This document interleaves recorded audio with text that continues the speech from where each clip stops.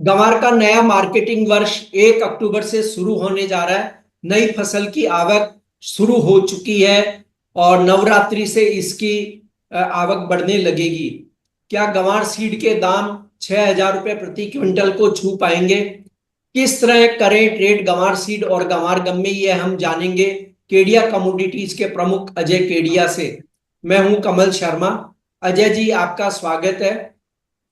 अजय जी, नमस्कार जी। नमस्कार अजय जी। अजय जी, गंवार का नया मार्केटिंग वर्ष शुरू होने जा रहा है। शॉर्ट टर्म में भाव किस तरह मूवमेंट करेंगे?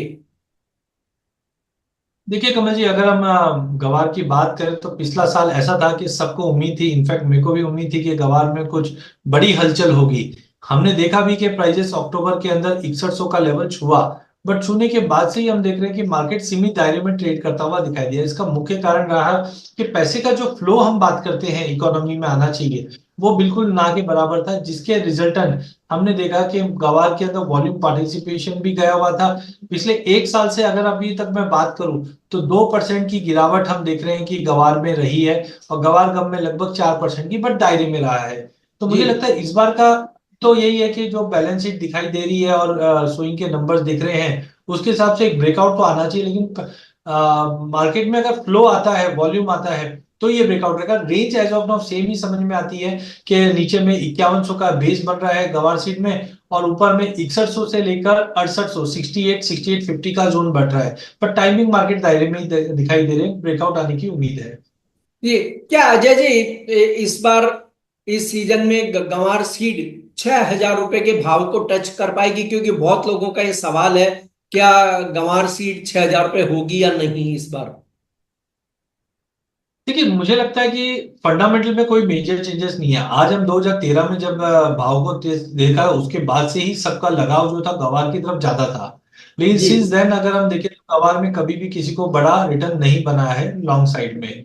तो मुझे लगता है कि उम्मीद तो सबको ही है, और जिस ढंग से बाकी कमोडिटी चली है, गवार अभी भी पिछड़ रहा है। चूरी कौरमा की डिमांड थोड़ी बहुत बढ़ी, जिस ढंग से खल के भाव बढ़े, मक्के के भाव बढ़े, सोयाबीन का भाव बढ़ रहा है, उसका एक रिफ्लेक्शन दिखेगा। तो 6000 का लेवल तो मुझे लगता है अक्टूबर एंड तक एक बार स्पाइक कर जाएगा। जैसे मैं बोलता भी था कि 5600 5650 के ऊपर की वीकली और मंथली क्लोज आ जाती है, तो जी। 6100 तो इमीडिएट मुझे लगता है अक्टूबर एंड तक एक बार मिल जाना चाहिए।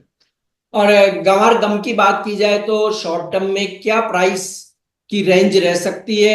और क्या भविष्य संभावना है गंवार गम के लिए, लॉन्ग टर्म के लिए?